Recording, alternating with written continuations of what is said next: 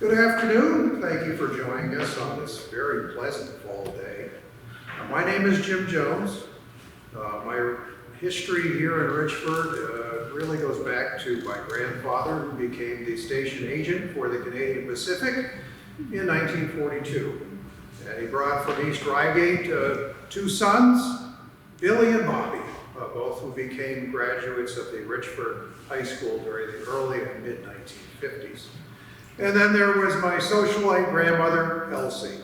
And they all lived in a home at 40 Richard Street, right at the corner of Richard and Elm in Richford. So I have a lot of wonderful memories here, starting in the early 1960s when my grandfather was still the station agent in town. And Hayden Janes worked there as his assistant. You could hear the sound of the telegraph, the telegraphy, a number of trains coming by, a lot of history here. And legend has it that the Richford got diesel number 8403 because my grandfather couldn't understand why every time Blue Seal Feed needed a switch, there was a train that came all the way up from Newport. He said, why don't you just leave a locomotive there, and when the crew is here in town, they can go switch it. Perfect. So that went on for several decades. Every time I come here, it's sad now looking at the station and what has become of it. It's still there, but it brings back a lot of memories, some of which you will see here today, of much happier times when Richford was much more of a railroad town. So we will get started. Does anyone know where that picture of me was taken? Richford! Yes! Not the earlier picture in black and white. Basically, I was railroaded into this hobby by my grandfather and my father. So there's little Jimmy in his black and white photo with Vermont Railway in Burlington, where I grew up. Central Vermont Railway's Richford branch, Missisquoi Valley, rails to trails. St. Albans, Vermont's 51-acre rail yard has occupied the heart of the city since 1850. This aerial shows an early engine facility, the brick passenger station, a multitude of side tracks, and other shop buildings, which made St. Albans a self-sufficient locomotive rolling stock construction and maintenance facility. At one time in St. Albans, 1 in 5 people had a connection to the railroad and somehow drew their paycheck from the railroad. You have to watch your finger on the trigger here. It'll go several slides. So Jim Shaughnessy, a well-known railroad photographer, once said that in 1963, when they took down the shed at St. Albans, it was like Santa Claus losing his beard.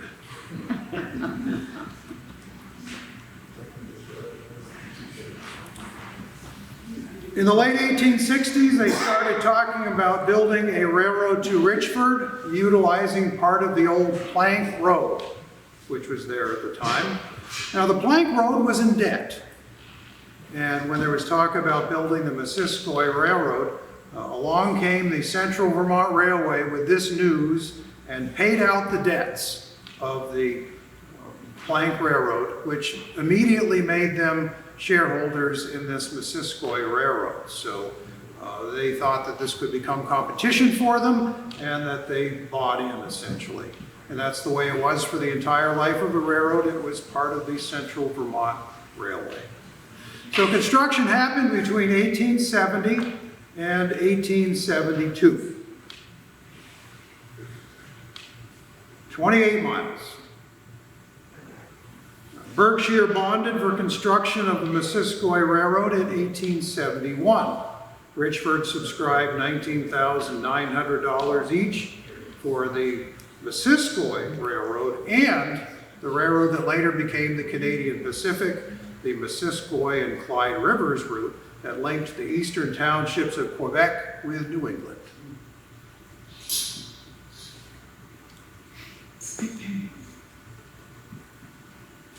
$100 a share for stock. That was a lot of money back then. Imagine what $100 could buy for a share of stock. Factory fresh locomotives like this one ran on the railroad. Those are what they call 440 locomotives. You've got 4 wheels underneath the front of it over by the pilot, and then you have 4 big driver wheels underneath the cab area. And this, you could tell, was before 1889 because it was a wood-burning railroad up until 1889, and then they switched to coal. A very early picture of Enosburg Falls. My goodness. Wow, yeah. And I'm very thankful to members of the Enosburg Historical Society who have kept that building in the center of the photograph alive and well. On my way up from Colchester, I photographed it today with its brand new paint job. The Missisquoi Valley Railroad was of standard gauge, which meant 4 feet 8.5 inches between the rails. Supposedly that was the width of a chariot back in Roman times. So they felt that that would be the American standard gauge. Original plans specified 4 passenger stations, 4 freight stations, 4 combined passenger freight structures, 3 woodsheds, basically 1 every 9 miles, 3 water tanks, an engine house at Richford, and a turntable. By 1882, stations had been established at Green's Corner, which was also known as East Swanton, Sheldon Springs, Sheldon Junction, North Sheldon, Riverside, which was one of those seasonal camps, South Franklin, Enosburg Falls, North Enosburg, East Berkshire with a depot, water tank, turntable, and engine facility at the end of the line in Richford.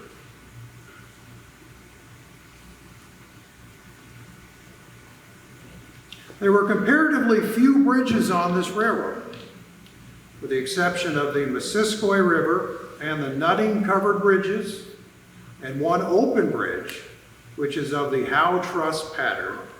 Everything else was made of wood. And in railroads, bridge speak, the word is trestles. The inaugural run was made to Richford over a nearly finished line on Saturday, September 30th of 1871. Richford becomes a rail mecca when you have not 1 but 2 railroads that finally connect after several years.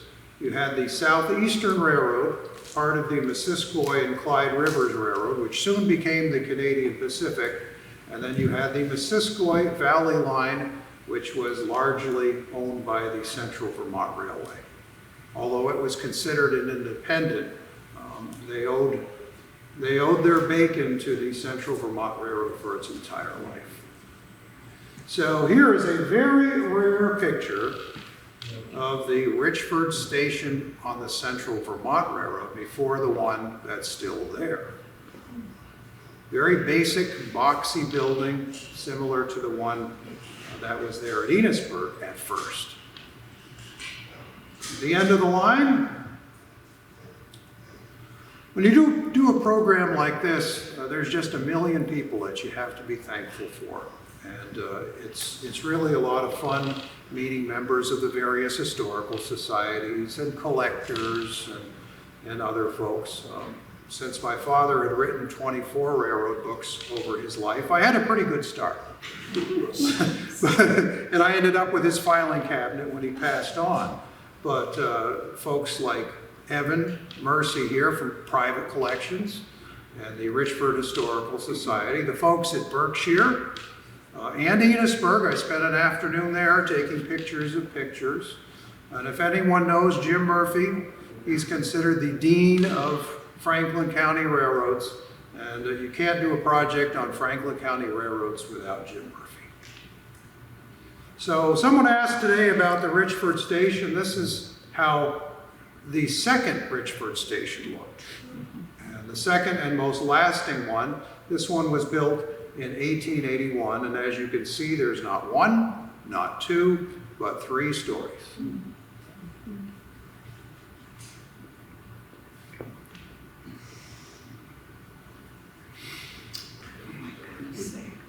And as you can see, the overhangs are still there. Hopefully when its time comes for it to be dismantled or whatever its fate is, someone will at least save some of that architecture. I think it would be really neat to see at least those overhangs, which are in pretty good shape, repurposed somewhere else in some meaningful way. In 1942, the bridge lost its top and became the station that we all know now. There was a lot of downsizing with the railroads, and that was one of the downsizing on the Canadian Pacific in this area. So here's typical locomotive power of the early years. You can see the wood in the back, so you know it was before 1889. Then they convert to coal. Apparently they started dabbling with coal in the early 1880s, but it didn't become a regular thing until the Central Vermont Railway was completely switched over in 1889. Now, the deadliest day on the Central Vermont Railway's Missisquoi Valley Division was undoubtedly in the Enosburg area. Now, if you look at that track, imagine going 20 miles an hour on that mess. It wasn't designed for that. It's just a little spur line that was designed to very carefully, methodically move a few cars for switching purposes, not for a regular train.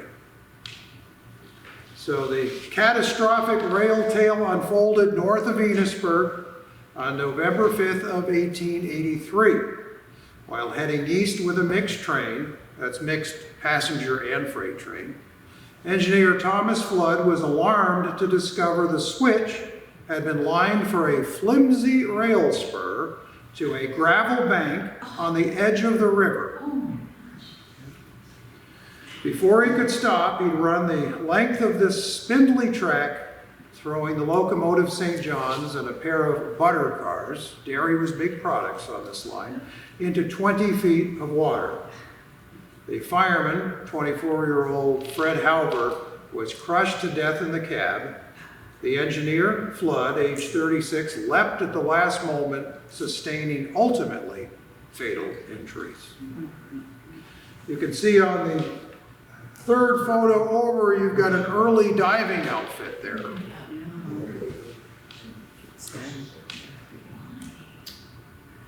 Other than a few minor bruises, there were no other injuries to passengers or crew. Evidence revealed that the person responsible for this calamity had remained at the scene to witness the results of his misdeed. Later that day, he was tracked to Richford and apprehended. The culprit was identified as Edmund Ellis, who had reportedly quarreled with railroad officials a short time before. And this was his idea of getting even.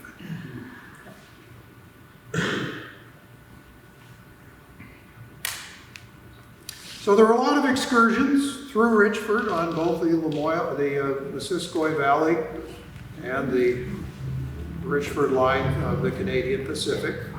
You could go virtually anywhere for the day. I mean, railroads made it possible, and to an hour to St. Albans, an hour and a half to St. Albans. You could go out to St. Albans Bay, get on a boat, go over to New York State, maybe go to Ausable Chasm, picnic, come back, and on those long summer days, you could be back before dark. They had other special trains like the Better Farming Special promoting agriculture along the line. The University of Vermont involved with those trains. We're looking at the Central Vermont Railway and its system in Vermont. These lines in red are primarily branch lines, of which the line to Richford was. I don't expect you to be able to see any of that, but this essentially shows you all of the station stops or flag stops That would be a place where there was no station, but you put out a flag saying, please stop and pick me up. And there were this many on that 27.5-mile railroad.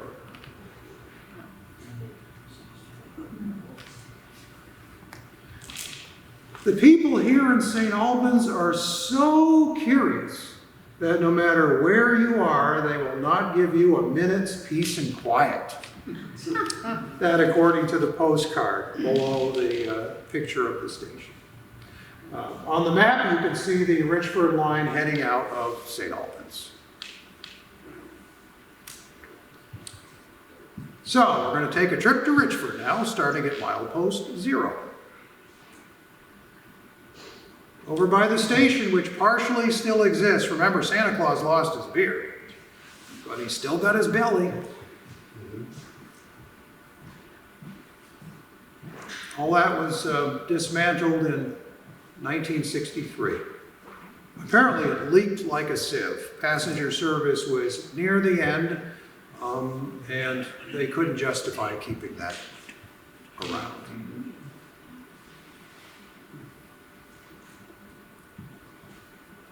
So steam power changed over the years. As you can see, these locomotives are considerably larger and a bit heavier than the ones that we originally saw going between St. Albans and Richford. And these were the 460 class locomotives. They were called consolidations, and they were built in 1923, and they were in regular steam service on this line until 1957. The Canadian Pacific stopped running steam in 1950 regularly through Richford, but it was 1957 for the Central Vermont. Very late in time. They were the largest railroad that switched to steam that late in time in the state. So here's a locomotive turning at St. Albans, getting ready to maybe be a helper because it was a climb out of Richford to get up to Chadwick's. So they might have needed help on certain days with longer trains. Now on this line, because it was not the biggest, best built line, there was a limit of the amount of weight and the amount of speed that you could have on this line. And generally it was right around 20 miles an hour for freight trains. 25 if you had a passenger train. So we're heading out of town, over near where the messenger office building is, that at one time was the trolley barn, and where the wreck path now begins in St. Albans. Now, if you look closely at that photograph of the steam locomotive, you can see what looks like abandoned rails off on the left. That was what used to be the branch line, the spur line that went over to the trolley. Now, why were the two connected? Because they were both 4 feet 8.5 inches, so they could connect. Also, occasionally the Central Vermont Railway would bring a coal car or something over there. And the other thing is that when they had their annual parade in St. Albans, they used that track to get onto the main drag of St. Albans for their parade. And there's a picture of that, so you can see the little locomotives that the Central Vermont ran through the middle of Main Street in St. Albans. And you can also see the very short-lived St. Albans and Swanton Traction Company, which only lasted 22 years, trolley on your left. You see that curve there? That was too big for any regular Central Vermont locomotive, but it was fine for the trolleys, and it was fine for that little itsy-bitsy locomotive that you saw when they ran those in parades. So that track that swings off to your left actually crossed Lake Street multiple times on its way down to St. Albans Bay.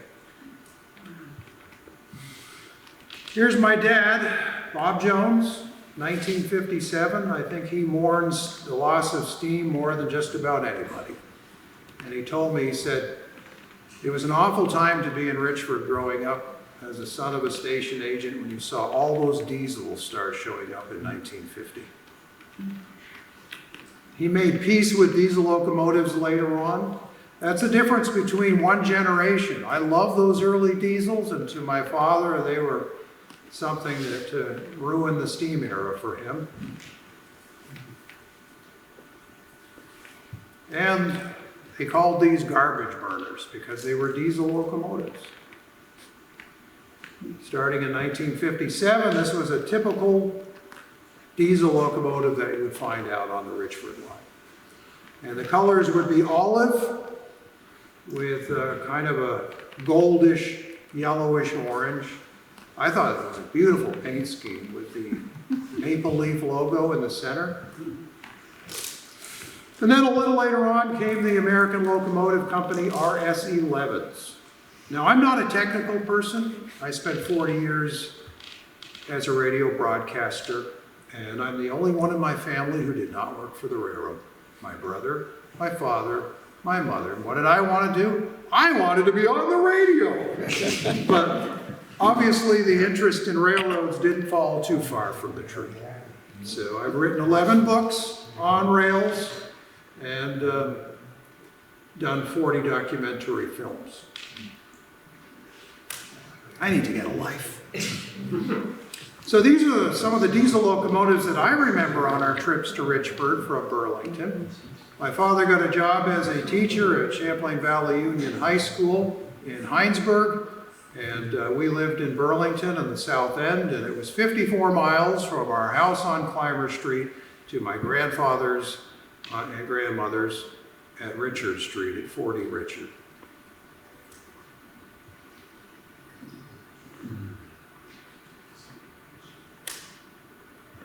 A steam-powered CV way freight. So you've got a local train in 1952 smoking up the sky east of St. Albans as we head toward Greens Corners.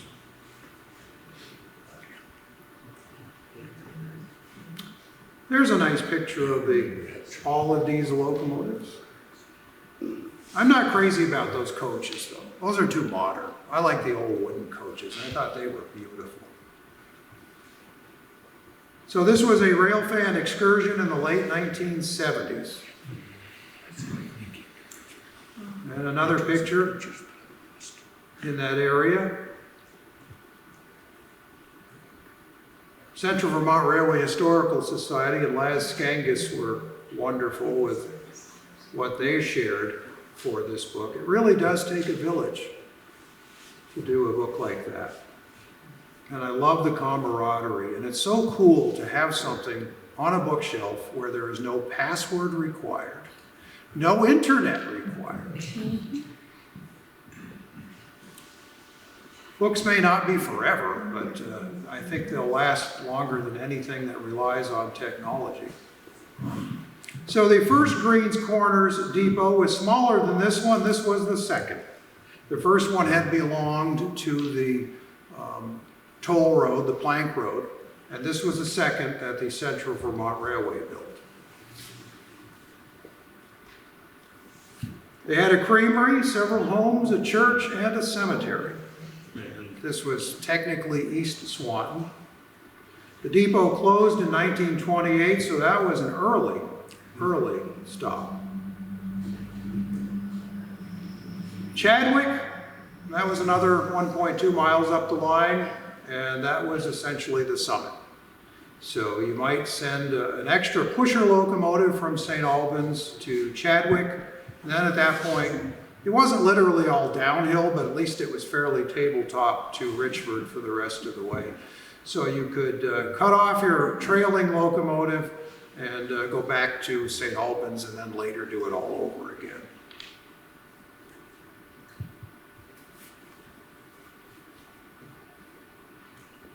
Ah, the healthful waters of Shelton Springs. Isn't it hard to imagine this as the nation's leading water resort? 6 mineral springs spawned construction of 11 hotels in that area.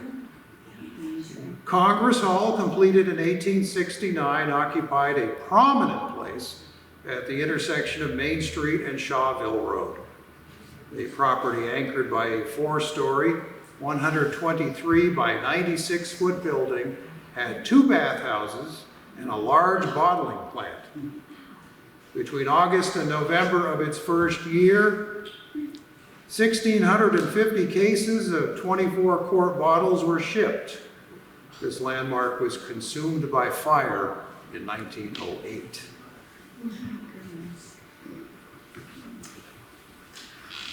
It's almost comical, and I gave this section a page in the book because it talks about all the things that the water from this area could cure. I mean, imagine, you wouldn't need doctors, you wouldn't need hospitals. It could cure cancer, rheumatism, gout, impotence, liver complaints, dyspepsia, asthma, mercurial sores, syphilis, and of course the all-consuming female complaints. If you had any complaint, it would take care. I don't know if it would take care of your husband, but it would take care of virtually everything. So here is Sheldon Springs Modest Depot. You would think a place that was so important for water and recreation and resort would have a more significant looking building. This building wasn't much more significant, but it was more stylish.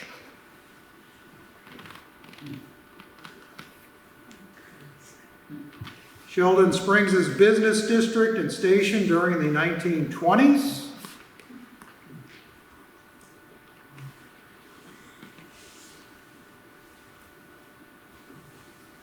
This is what replaced it.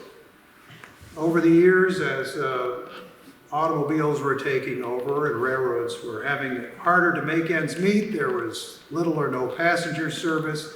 They started taking prefab buildings and plotting them along the line.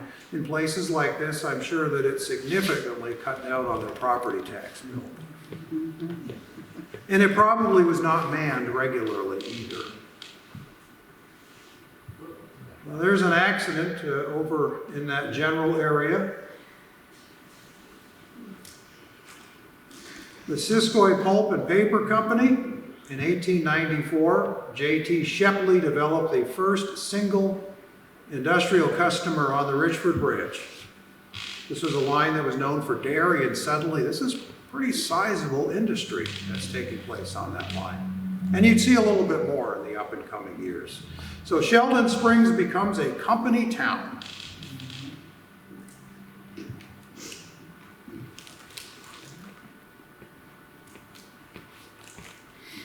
Between 1894 and 1914, they received pulpwood by teams here at this facility.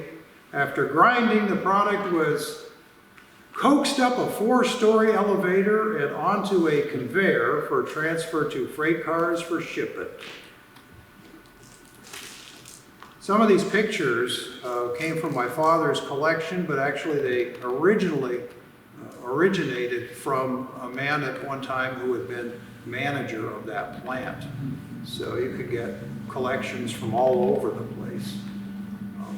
And it really adds to the story to have pictures like that in it. This was the little engine house that they had, because they had their own little switching service at the mill. There were some pretty steep grades, sharp curves, and they had their own little teeny locomotive that you'll see in the next slide. So here's an overall view of the facility at one time. And there's that little locomotive, that little square cab. It was a 4-cylinder Waukesha engine, I'm told, operated by a 2-man crew. So this was about as far as the Central Vermont Railway could go on the industry track. And during the Second World War, more than 250 men and women pulled 3 shifts daily except Sunday to keep that plant going. They also had a self-propelled crane that could move freight cars around the mill yard. And company housing. Remember the song, I sold my soul to the company store. Some people did. I mean, a lot of the money that they earned was spent at the company store or on rent. A vintage gondola of wood frames this scene within the bowels of the mill. And here's some photographs of some of the innards there and the various workings. Vermont sources provide sufficient pulpwood until the 1960s. Then it was augmented by Canadian imports. In October of 1989, they substituted recycled fiber as the key ingredient. And there really wasn't much need for rail service after that. This was a picture my mother took on one of our various trips from Burlington to Richford. I remember she always carried that Minolta camera. And she'd jump out of the car and take a picture. And she didn't even be encouraged by my father to do it. And I said, that is just a terrific picture. It's got the mill, it's got all the facilities there. And that was one of the ones that appeared in the color section of the book. Sheldon Station is next. One of the lesser known stations because it was soon supplanted by Sheldon Junction. So for 17 years there was a Sheldon pre-junction depot. For 17 years, and nearby was the Missisquoi Valley House, also in that picture. A small switching yard. The Missisquoi Valley House.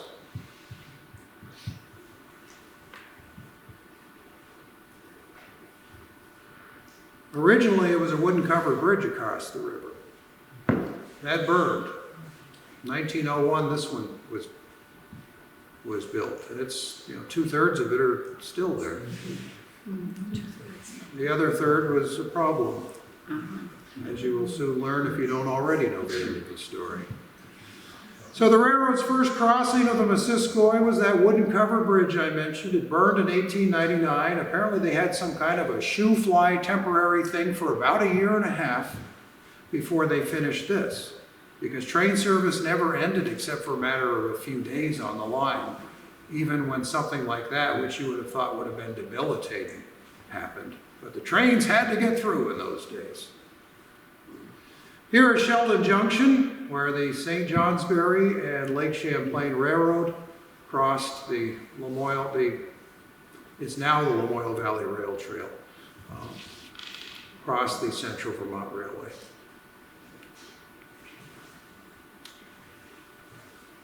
So you can see that top to bottom, you've got the St. J&LC, and then left to right, you've got the Central Vermont Railway's line to Richford.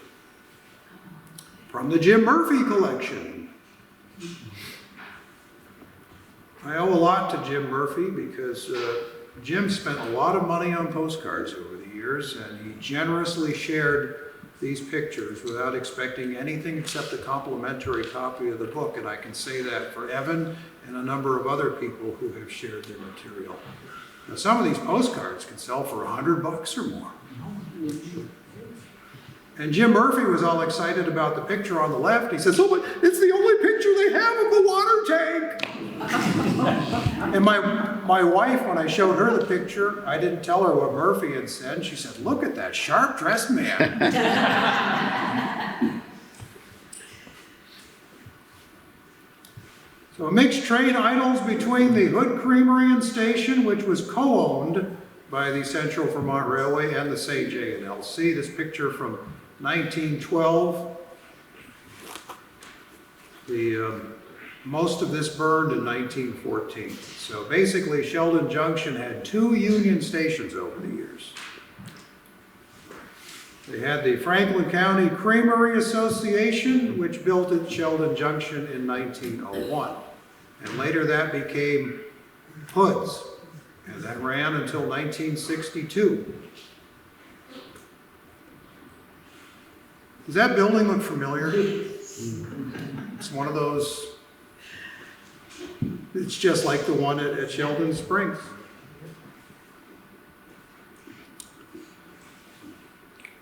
I like this paint scheme that the St. J and LC had. It was red with black lines, and in the front it had the yellow chevron. Never a big fan of the Central Vermont Railway's what they call noodle scheme, which is that CV one. But it's not about me. In fact, when the noodle scheme was first designed, the man who came up with it for Canadian National Railway, which owned the Central Vermont Railway, said that this was going to become a timeless logo that would be around in 60 years. And you almost wish that the guy would want to be proved wrong. He was right. They still use it. It was fair time once a year at Sheldon Junction, and both railroads did a thriving business. Sheldon Junction, the site of excitement for 3 days in September.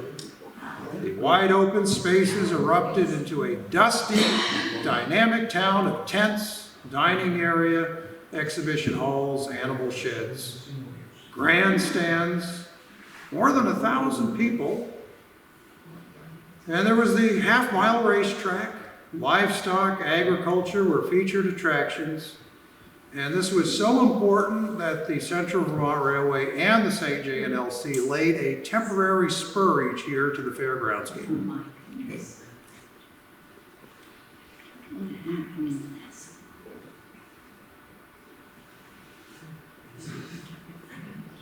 The annual outing of all the people.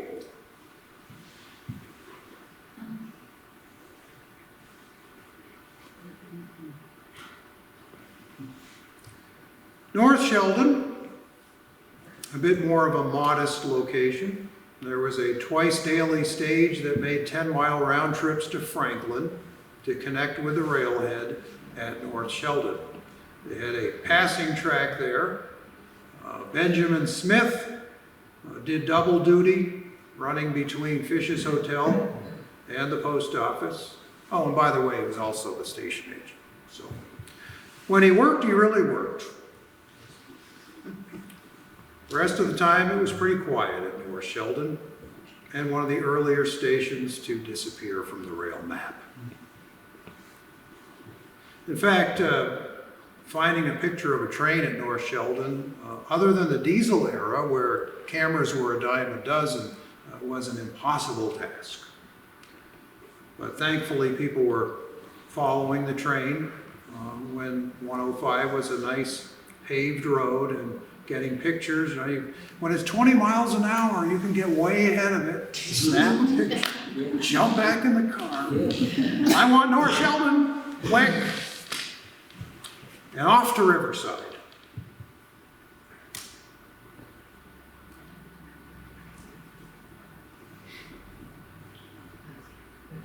So we're now at milepost 13.8. We're about the halfway spot.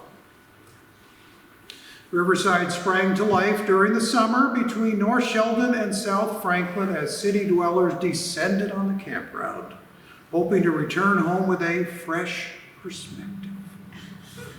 They had tent sites in the early years, later replaced by cottages, sponsored by churches and individuals. And Jim Murphy said that when he was talking with people who remembered Riverside, he said they came there for the spirits. He said they didn't say which spirits they came there.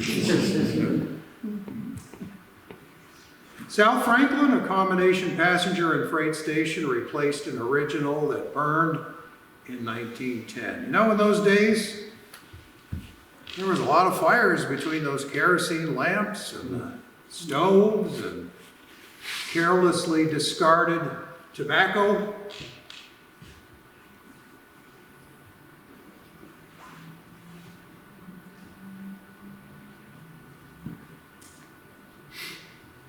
Beatty's Crossing, we're almost to Enosburg, the dairy center of the world.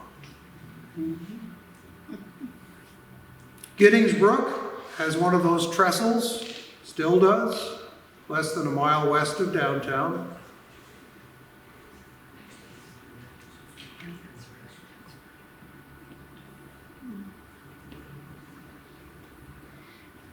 It was once again the site of excitement when a mixed train derailment displaced at least 7 freight cars. We heard of no casualties. But what a mess as the baggage car all tumbled into the ravine. Somebody had to clean up that mess. In 1870, the town of Enosburg consisted of Enosburg Center, East Enosburg, West Enosburg, North Enosburg, Portoville, Sampsonville, and Enosburg Falls.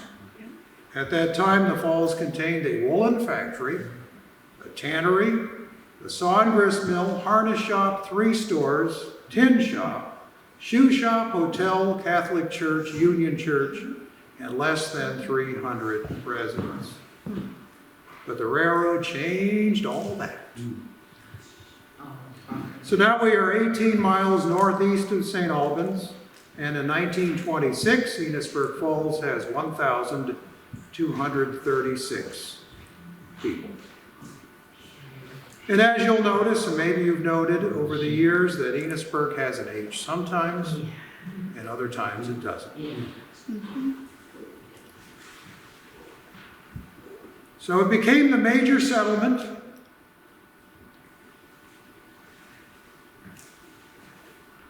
Of course, there was a huge downtown fire and largely rebuilt. I know there have been a few fires in Enosburg Falls over the years, including a huge mill where there is nary any sign of it anymore.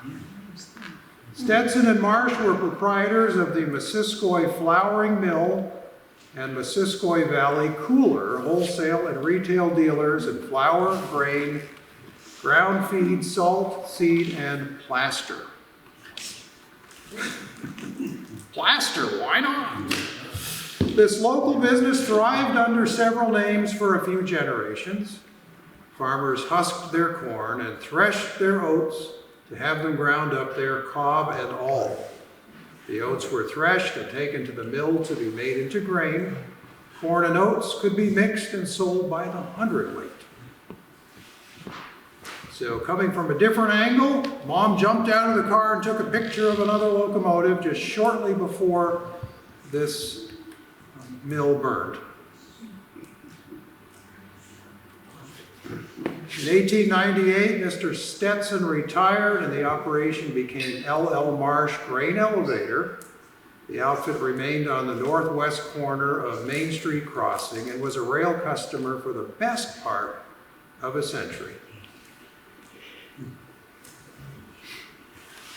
Downtown Enosburg Falls. That was one of the early crossing sites on the main drag. This is one of my favorite pictures of the Enosburg line. You know, every now and then you see a picture that you think that would be a really cool painting. Look at all that's in that picture. You've got the Enosburg Dairy Incorporated. You've got the Shell gas station with those really nifty gas tanks. You've got the flour mill over on the far right.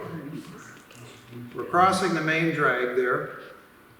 Probably about 5 miles an hour, I would guess, because you've got a station to stop at in just a second. Same location a little bit later on.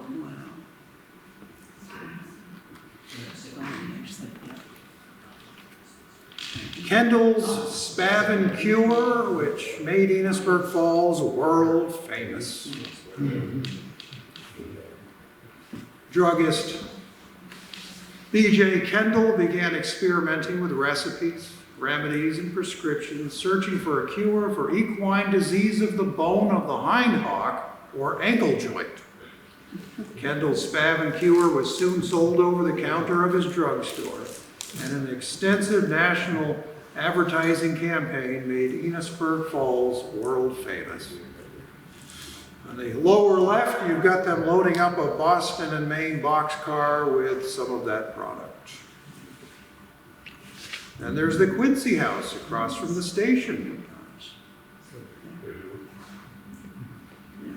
That opened in 1878, initially, the first structure there, following its predecessor's loss in a fire. An 1892 sale to H.H. Best brought modern baths, toilets, electric lighting, an addition and enlarged dining room. So many buildings weren't the originals. Some of the pictures here show some of the original buildings. Fortunately, for Enosburg, we have the past station and the present station, and a much nicer picture on the far left than what they had for the Richford station, which was a really grainy photograph. Now, I was doing research for this and going through the newspaper archives, and at first I was thinking, I wonder when that station, the initial station, was removed. And it took a while, and then suddenly it's like, oh, it was lost to fire in 1888. So some people wanted to break in there, get into the safe, and they ended up accidentally, or on purpose, lighting the original station on fire. And about a year and a half later, Central Vermont Railway was praised for Enosburg's new tasty and elegant passenger depot, a model of convenience in its arrangements, beautiful in design and finish. And if you were to strip off all of that siding at the station now, you'd find a lot of that, I suspect. I'm grateful the building is still there and it's being cared for, but wouldn't it be cool to see the original stuff in there? Probably be a real maintenance headache. Look at the design. It was rather ornate. Initially, it was fairly simple in the photo in the upper left, and then they made it a little more ornamentation as the years went by. And that's a really good picture of the ornamentation at its peak.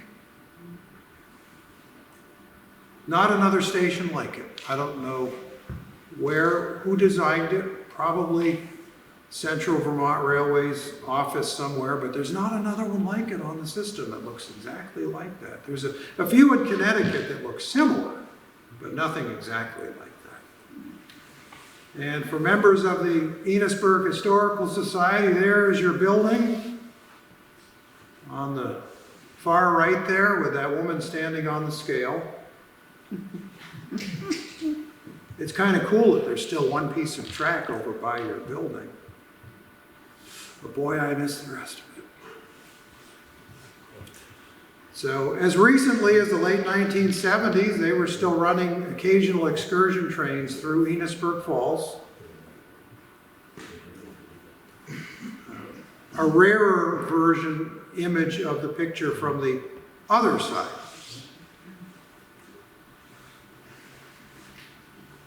So here's a picture of a busy time as farmers are buying and selling livestock at the stockyards nestled between the freight house and a building on the far right.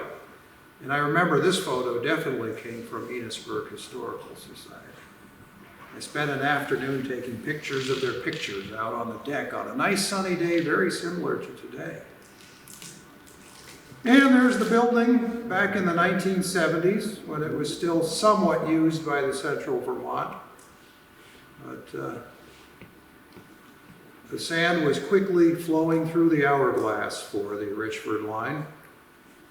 Fair amount of industry at one time in Enosburg. You had the bobbin mill, you had Boston-bound boxcars of dairy products from the milk plants. They had 3 of them in town. No wonder it was a dairy center. I had to show a picture of Enosburg Falls if we're going to talk about Enosburg Falls. Even though the track doesn't go near the falls. But if you were to be cutting ice for the various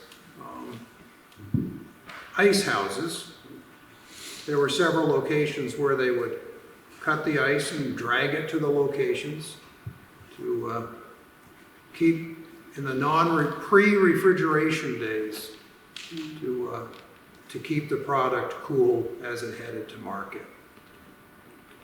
That's an early milk car on your upper left.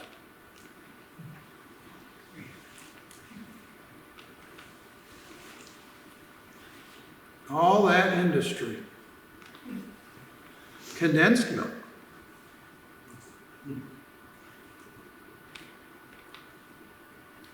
So this large creamery receives coal by rail and ships out milk products daily.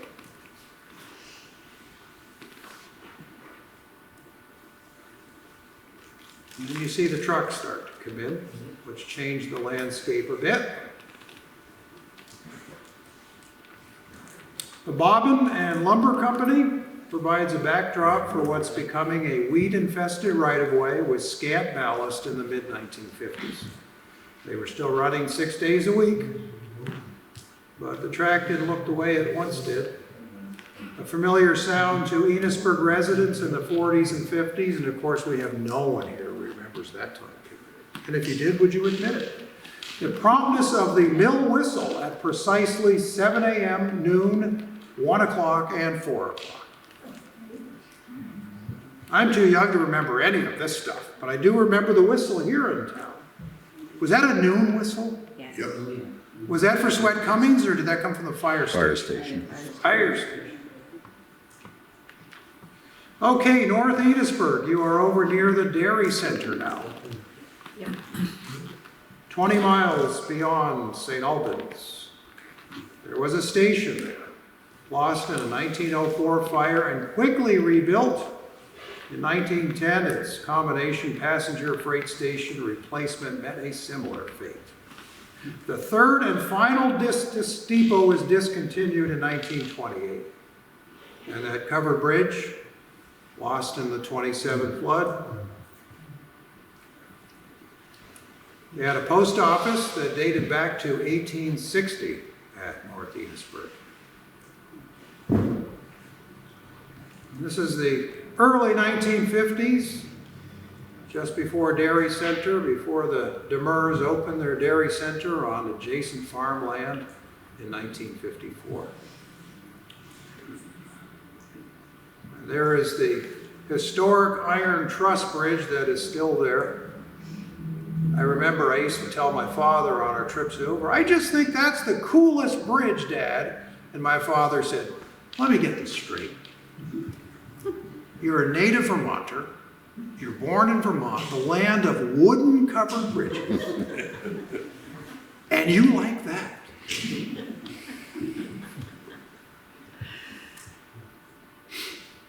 The river and the rails were companions for much of the 17 miles from Sheldon Junction to Richford.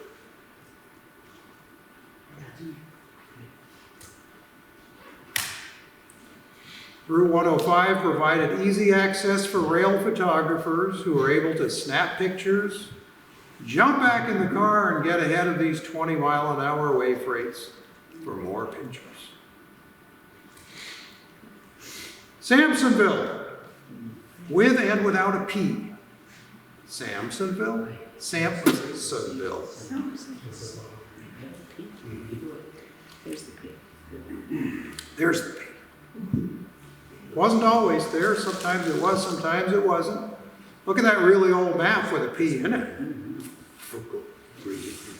Milepost 21.5, you have a section house posing, section gang posing at Sampsonville, which never did have a section house. It never did have a station, and that was a problem. Now, they did have the dam that was built at Sampsonville, and I remember as a youngster coming up here, and Daisel Thompson. Does anyone remember Daisel? She lived in the neighborhood of my grandparents, and I remember her last when she was living in the little apartment at my grandparents. And she would talk about how her father was involved in building the dam. And I was all ears. I had an interest in history back then too. Sampsonville Station petition goes up in smoke. So for a number of years, the people in Sampsonville said, why don't we get a station? I mean, North Enosburg's got one. We're more significant than North Enosburg. Of course, they didn't have a post office, and that was an important thing to have. So the railroad said, no thank you. Finally, there was some industry that did show up at Sampsonville that might have been significant enough to warrant having a station. It looked like they almost talked the Central Vermont Railway into building one when this happened.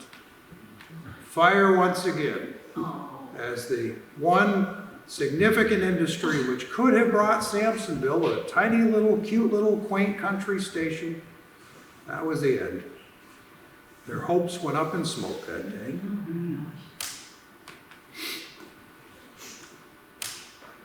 East Berkshire. My thanks to John and the folks at the Berkshire Historical Society, who also shared a number of terrific images that show up in the book and in the slideshow. I love these old postcards. You know, each time it's insert a different town. I was much surprised at what I found in East Berkshire. Well, what did you find in East Berkshire? Well, let's see. We've got the main street. We've got a picture of a locomotive in town at the yard. We have a farming community. By 1900, most forest had been cleared, and the town boasted of 150 dairy farms in the area, with an average of 25 head of cattle. Many farmers were engaged in the making of cider, maple syrup, cattle breeding.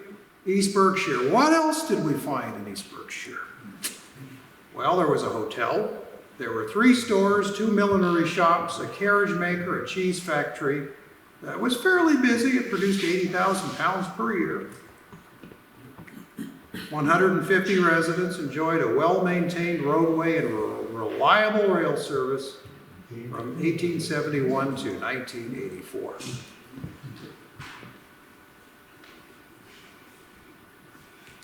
Here's another one of those $1 million postcards. Laz Skangus gave this to me to use in the book. And he said, make sure you give me credit for that one. He said, you know how much I paid for that? I don't know, 50 bucks? No, 110 on eBay. You must really like the East Berkshire station. I'm quite happy with the digital version for nothing.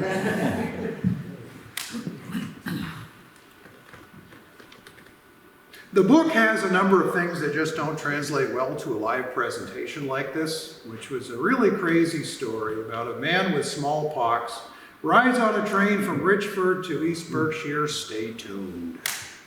Film at 11. Byron Coombs began shipping cattle, calves, hogs, and sheep from East Berkshire stockyards from the first trains, and several generations continued the tradition. There was also the creamery, the milk receiving station, family farm, cooperative creamery. Here's the gang. The gang's all here. It's 1935. Power and Thresher Company, a pair of milk plants, United Farmers, Sweet Skim Milk, Maple Farms, Hills Farms of East Berkshire.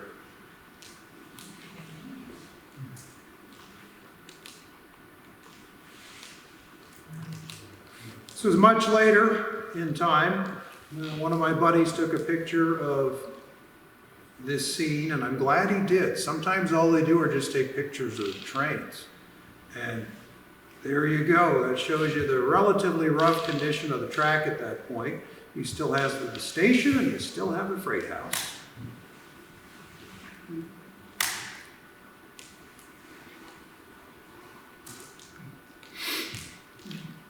Just north of East Berkshire, but the train is heading, yes, toward us. We're over by the pine cone. By the way, I was cheated in life when it comes to the pine cone. I didn't get to go there till I was 60 years old. You come from Burlington, you've got your grandparents in Richford. Either don't mess up, it'll mess up with your grandmother's got lunch for you. Or on the way back, your grandmother just gave you ice cream and cake. So when I started putting the book together at last, I said, I'm stopping at Pine Cone. I suppose I could have stopped earlier in my adult life. Nutting Corners is next.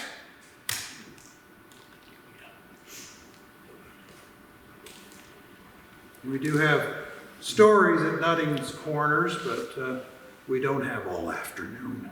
We are heading toward the finish line now.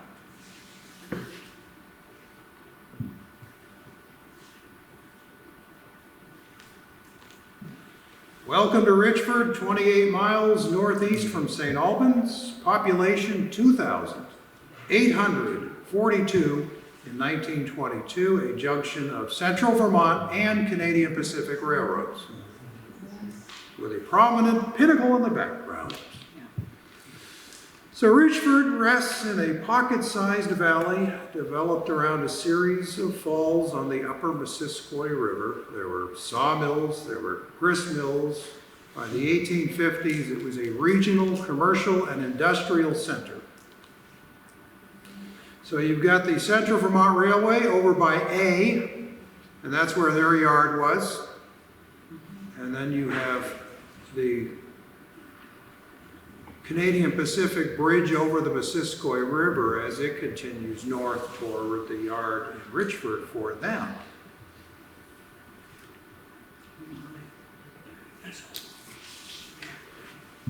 I always thought that was the coolest drugstore, the Rexall. And I love the A&P, the smell of coffee in there. And if we were really good, Grandma Elsie would give us a penny for the gum machine on the way out. You could get a handful of Ford, those little square Ford gums. Yeah. And you could feel good about it because it always supported the Lions Club. Well, Grandma, let's support the Lions Club. And then they had little itsy bitsy pocket jackknives too, little tiny ones. You get that for a penny. There may be some people here who remember when you could get more than that for a penny at the store. American House Hotel, owned by J.F. Kelly at the time, offered rooms for $2 a day, weekly rates 7 to 14. For more than a half century, its patrons enjoyed modern conveniences like steam heat, electric lights, long-distance telephone service, and a carriage ride from all trains. Now, this was unusual for Richford because the passenger trains did not link. You could not have a Central Vermont passenger train come into Richford, go on to the Canadian Pacific, and bring their car up to the station. That never happened. Basically, the Central Vermont Railway trains went to the station down here, and then the Richford trains stopped for the Canadian Pacific at their station. So if you didn't want to walk, you could take a carriage ride from one station to the other. And if you had a bunch of luggage, I think you would. Yeah. So here is the compact yard of the Central Vermont Railway with a passenger station, a freight house, wood-based manufacturers, an engine house that existed from 1871 to 1924. So Troy Street consumes the lower third of the aerial photograph. Joins the passenger station. You can see a map of some of that. It's a pretty compact area with quite a bit of stuff that went on at one time there.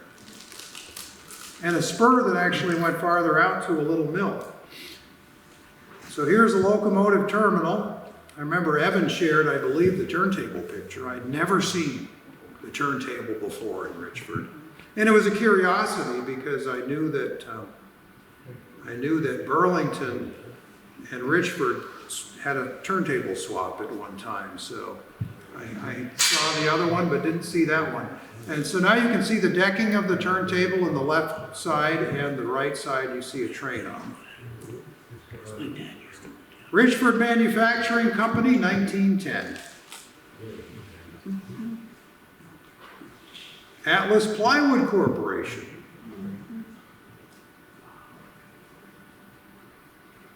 Huge industry. And the second Richford station, which is still there. It was about 4 years old when this picture was taken in circa 1910.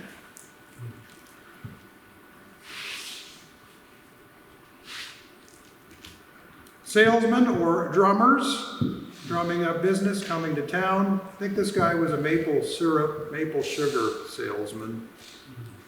You can see more automobiles a couple of years later coming into town.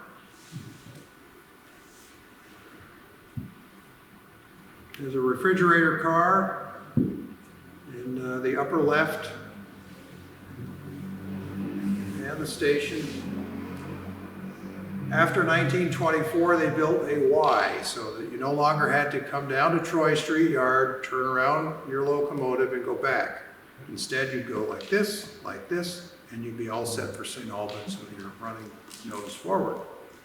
So we have the interchange yard in the lower right corner where the Canadian Pacific and the Central Vermont Railway got together and swapped cars. So the CV did not go up to the yards here. They swapped in an interchange yard.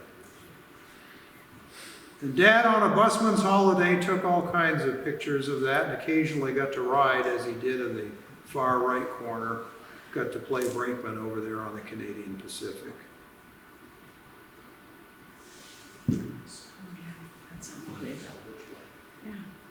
I miss that bridge.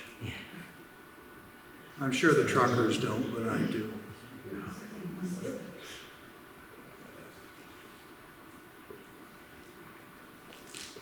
So they're basically poised to come back to St. Albans.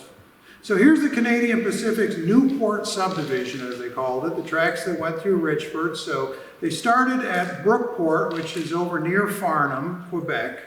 And as you can see from the map, they essentially go as far as Newport for what would be considered the Newport subdivision, which was about 54 miles in length. Crossed the U.S.-Canadian border several times. They had to follow the river, the easiest grade possible.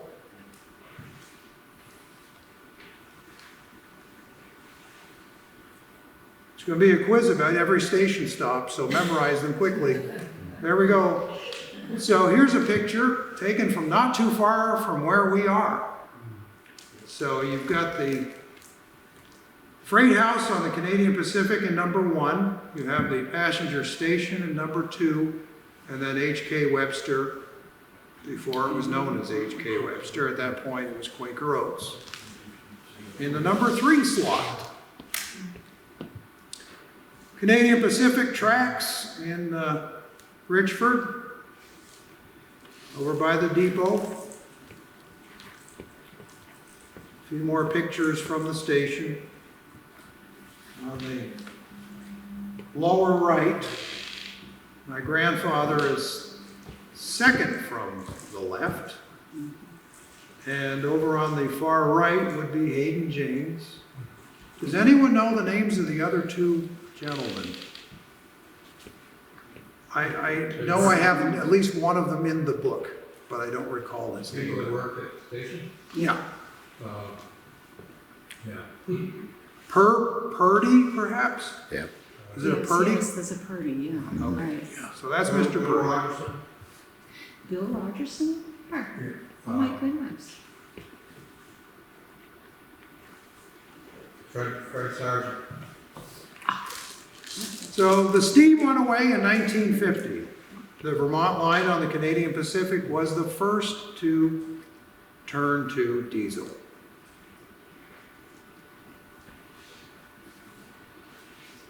In fact, as my father got older and we could test his memory, I remember we were in the hospital one time and my wife said, "What kind of question from his past can you ask him?" And I asked him, "Okay, what year did the Vermont line dieselize?" He's sitting in his hospital bed. And he told me, "Dad's okay." Or that's just something he would never, ever forget. And when he died 5 years ago, my brother left some ashes over here in the yards. Left some in the Berkshire cemetery and some in the Burlington area as well. So on the left is the diesel that my grandfather, Cecil Jones, got to town for the local switching, and it stayed there. So there he is in the left picture. with a rare view of that freight house in the far distance, because it was torn down only a couple years after this 1959 picture. And you see that little kid with his fingers in his mouth?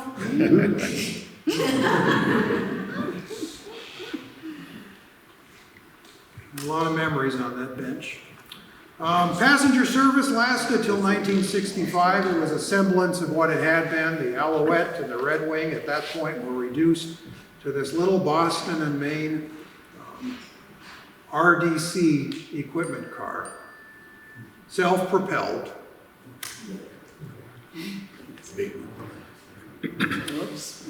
The Central Vermont Railway's line to Richford probably would have died in the 1930s, along with so many other CV branch lines, had it not been for what started out as Quaker Oats.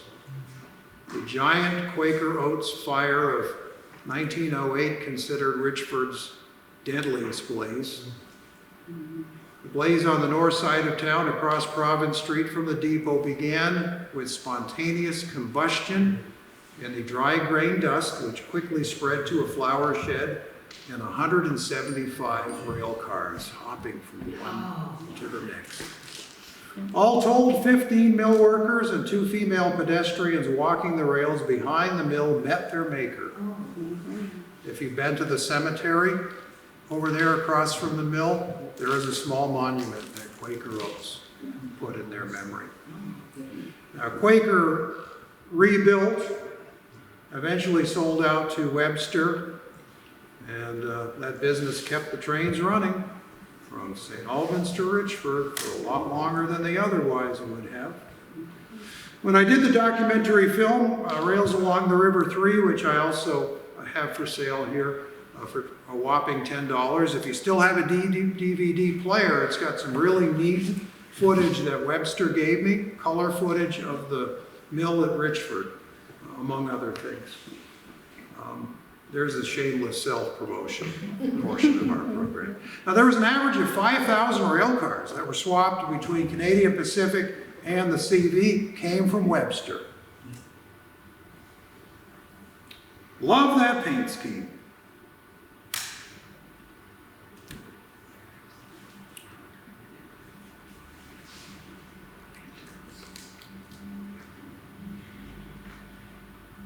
Wish I could bring it all back.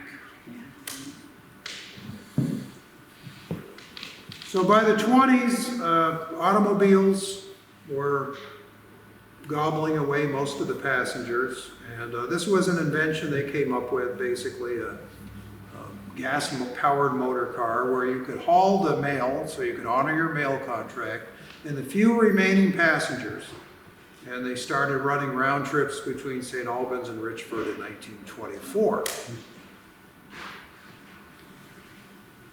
Along comes northern bus lines of Swanton, and the Central Vermont Railway was actually grateful for the competition. Steam and electric motor car service, 1924. So here's the 1927 flood.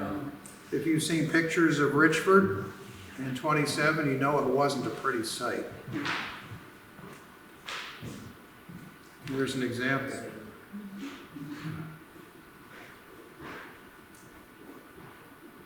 The Missisquoi Valley route struggled through the Depression and into late 1941 when Webster Mill came to the rescue. A little bit later on in the St. Albans area, National Carbon Company, makers of batteries such as the Eveready, provided additional business, making the line last a little longer. Track speed was limited to 20 miles an hour at this point, with permanent slow orders of 10 miles an hour over the bridges at Sheldon Junction and Nutting Corners. There were some curves around Sampsonville and South Richford Road Trestle that required similar speed reductions. By the late 1960s, Missisquoi Pulp and Paper and H.K. Webster Feed Mill were the only remaining shippers of consequence. And keep in mind, Webster was actually on the Canadian Pacific, but the CP handed over the car business to the Central Vermont Railway. But then the Central Vermont Railway and the Canadian Pacific got into a rate war battle, and CP raised their rates to a point that was unacceptable to both the Central Vermont Railway for interchange and with the H.K. Webster Company, who began doing a lot more trucking and only used the rails when they absolutely had to. One of the last signs of life was in 1982 when people were scratching their heads saying, but why are they rebuilding part of the Richford branch with continuous welded rail that you normally see on main lines? Basically, you had a president of the railroad at the time who really believed in the Richford and thought that they could keep it going. He thought there was still some potential there. They teamed up with Lamoille Valley Railroad to start operating portions of the line. Then there was a derailment of June 29th, 1984. Suddenly it became 2/3 of a bridge, and that was unacceptable. There it is. As Phil Larson, the general manager of the railroad, said at the time in an interview that I had with him for the book, he said, I tried to get them to rebuild that bridge and restore the railroad. He said, I think some people in the headquarters of Detroit said that the railroad was, quote, a piece of crap, and were determined to abandon it. The Richford subdivision, 17.44 miles from Sheldon Junction to the Canadian Pacific Interchange, was bathed in rust for more than 3 years. There were exempt signs. You could see the weeds growing through the yards in Enosburg. And suddenly, Phil Larson said, let's work out something with Lamoille Valley Railroad, of which we own 10% anyway. And we can get trains to Richford going on the St. J and LC from Morrisville over and then up to Richford, and then they can go over to Swanton because the bridge is out, so we can't go into St. Albans the old way. So beginning the week of March 7th of 1988, they began running daily train service. There was high hopes for this. Look at the locomotive where it says LV. A few weeks earlier it said CV. That's pretty creative repainting. It matched the scant resources of the Lamoille Valley Railroad. It made a lot of sense. So the first track to go in the Richford branch was from over at Sheldon Springs area into Richford. The paper mill was no longer using it. They had gone to cardboard and recycled material. And then the rest of it, basically the Central Vermont Railway and the Lamoille Valley's arrangement to run on the Richford branch really didn't last more than a year. In fact, I think it was more a matter of months. And then they started pulling up the rail in 1992. It took a little longer than usual because of that 7 miles of continuous welded rail, which meant they had to get cars coming from the Grand Trunk Railway elsewhere on the system to come to Vermont and do that dastardly deed. So Jim Murphy took the video and he took the black and white pictures. I had to still frame some videos in order to get some color pictures of them tearing up the line. Didn't come out too badly. And that was the end of the line, and it's now the Lamoille Valley Rail Trail. So in some way or another, wheels are still rolling between St. Albans and Richford. Thank you very much for coming.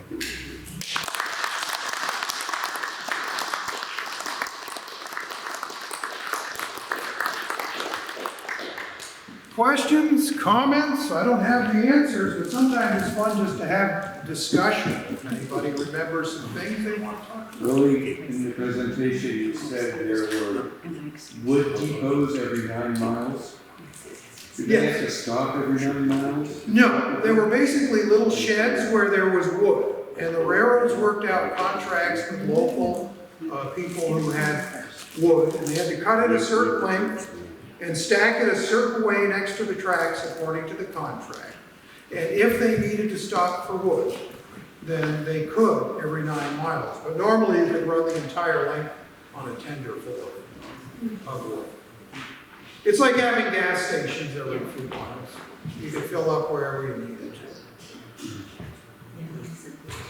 Hi. I started working at H.K. Webster in the office in '63. And Cecil was still at the railroad. I Yeah. don't know when did you retire? You retired the following year. I knew it was a short time. Yeah. He used to still go by the station, and frequently he would take us down to the station. After he Your retired. father, Bob? Yes, my father's He used boss. to come and work in the yard there in the summertime, right? My father was an unofficial employee of the Canadian Pacific. So in order to, my father was essentially the custodian of sorts. And my grandfather bid on the job on his behalf because he was too young to be an employee. And then my grandfather just paid him that amount, whatever it was, $1 a week or something like that, to take care of the station. And I believe probably weed the garden out front too. My grandfather was very into gardening, and those who knew him would remember that on Elm Street he had all kinds of flowers and he had all kinds of vegetables, and we never went home without a full paper bag of something. And he carried that interest in gardening over to the station, where he frequently entered Canadian Pacific contests that the railroad had among station agents to have the most beautiful front lawns. I don't know that he ever won, but I know he entered a number of times.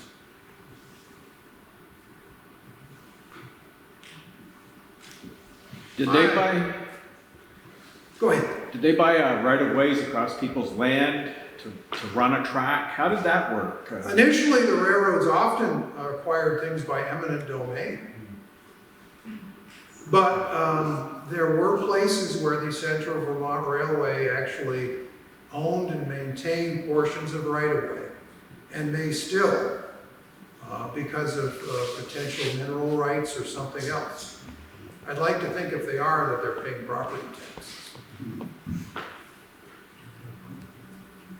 You mentioned about the CD buying out competition. I think you mentioned this a little bit in your book. There was a rail line, a branch line that ran off the Missisquoi Railroad into Franklin through like Lake Carmine into Quebec. That was not a Central Vermont Railway line, but it was actually would have been considered competition. So essentially, Sheldon Junction, there were 3 rail lines that we know of. We had the Richford line, and then we had the line that went from St. Johnsbury to Swanton back at that time. So you had 2 railroads doing this.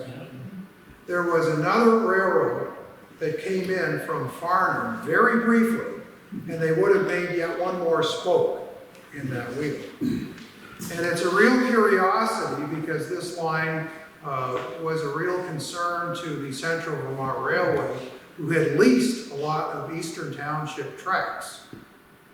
Central Vermont Railway at one point leased virtually everything they could get their hands on, just so that they wouldn't have the competition, they would have control over it. So there was a line that was continued from Farnham down to, and it would have been the short route from Farnham to Sheldon Junction. And it did get to Fraley'sburg and continued, and that line did stick around for a while. But beyond that, it was completed and promptly torn up. They actually ran one excursion train down with railroad officials, and then somehow the Central Vermont got a hold of it. And Jim Murphy said at one point, he said, they were basically tearing up the rail on the excursion lane runs trip back. So if you go to Lake Carmine now, you see some embankment that looks like it could have been a railroad. It was for about the length of the Steeps. It's a real curiosity, and it is in the book. Yeah, we do mention the railroad that was in there. Anything else? Well, thanks very much for coming today. If you have any interest in this book on this subject, or the DVDs, or if you just want to talk, I'll be over at the table.